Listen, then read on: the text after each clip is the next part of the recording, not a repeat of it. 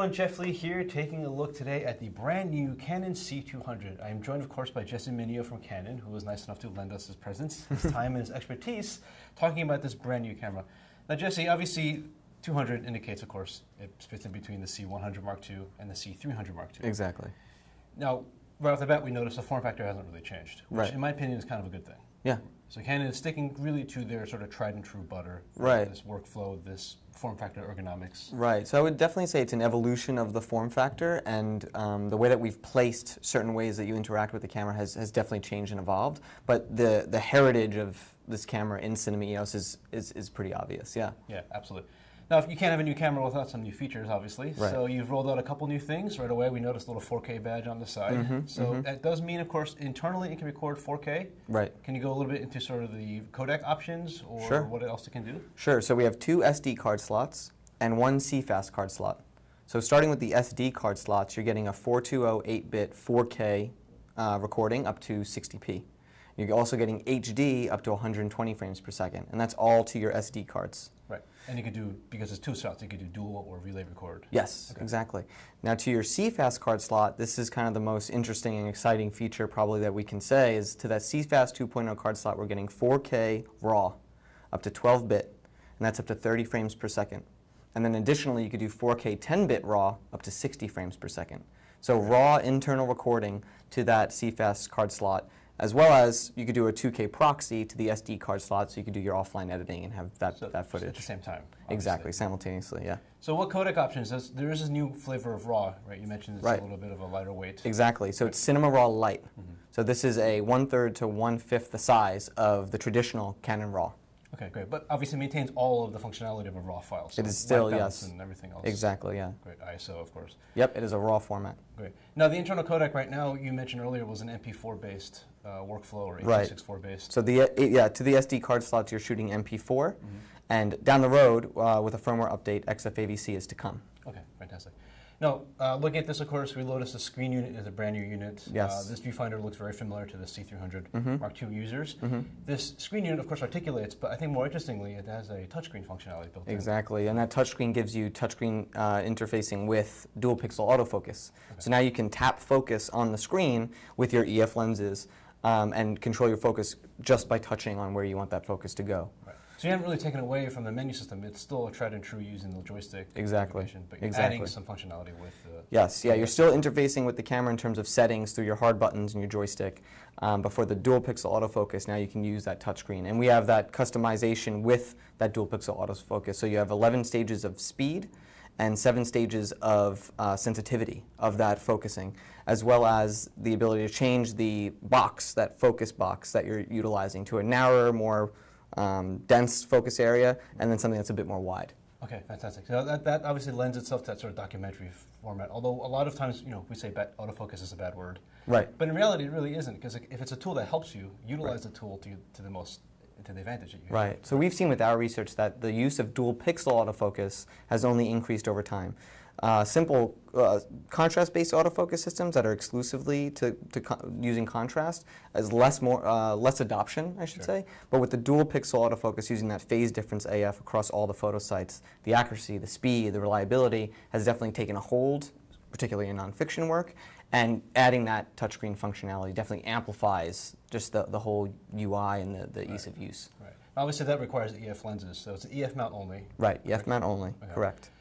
However, it does use similar batteries as the C300 Mark II. Yep, same battery as C300 Mark II. Yep. Right. And on this side, of course, there's a different hand grip. It looks very familiar, but you've modified slightly how it connects, and sort of that connector is now on the bottom as opposed to inside the barrel. Sure, and for the first time, we're using a rosette-style hand grip with this new design. So it's rosette, native to the hand grip is a rosette-style mounting point, and with a turn lock.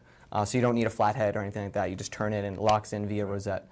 So it's really exciting. It's also a little bit longer than the previous hand grip, and we've designed it so that the hand grip is actually a little bit closer to the body. So the weight isn't creating as much torque as you might have gotten in the past on the wrist. So definitely a rethinking. It looks very familiar, but there was a rethinking and retooling of the hand grip. Sure. And of course, being that it's on rosettes also means that you're able to readapt it to, if you do want to go away from this form factor, into sort of like a shoulder-mounted or other configurations. Sure, exactly, well. yeah. Right.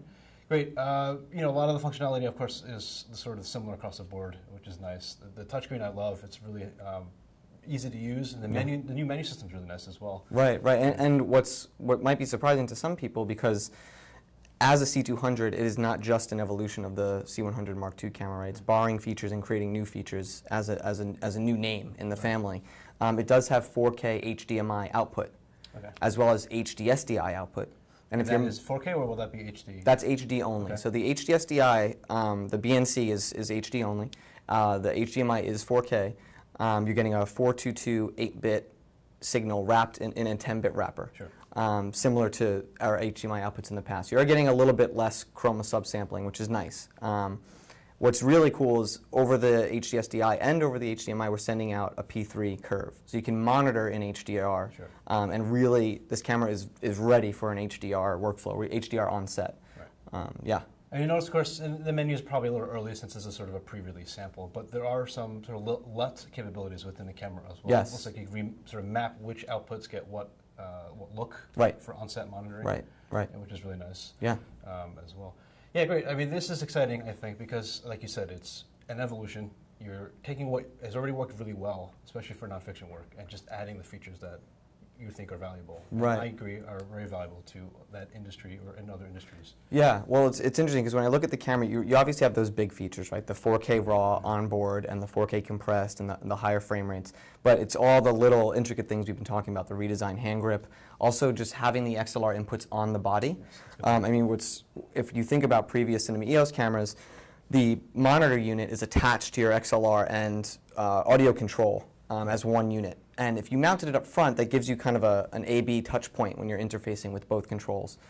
Because this is geared towards more of that run and gun form factor, we've put all the audio interface on the back of the camera facing the operator, and now your XLRs are on the side here, facing sort of camera right and operator, bringing everything down so that your touch points are more centered to the camera itself. Right, and if you want to run lean and mean, you take the top handle off, put the screen, either take the screen off altogether and use the viewfinder, or just mount the screen directly to the body. Right, and what's really cool is you can completely disconnect this panel and really just use it as a panel. So this whole mounting arm comes off, and now you have quarter 20s, and you can mount this any which way you'd like. Right, on various things. And you mentioned audio. We should definitely point out that it does support up to 4 channels of discrete audio. Right? Yes. 2 AES inputs, or treat them as analog inputs. Right.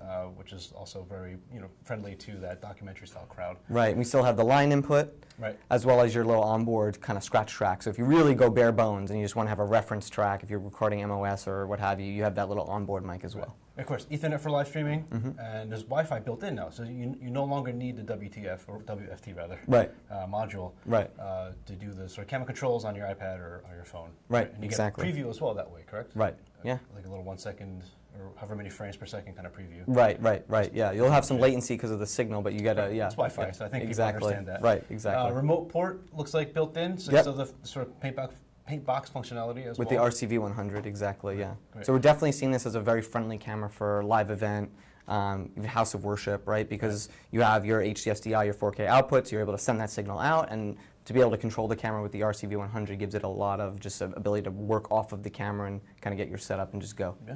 It's definitely interesting because you've filled a lot of the sort of voids in the industry as a whole, I'd say, by something like this with internal RAW, internal 4K or HD, or RAW and proxy, 2K proxy. Right. But also having all the sort of outboard options too if you want to build it up really large or streamline it down to a really slim.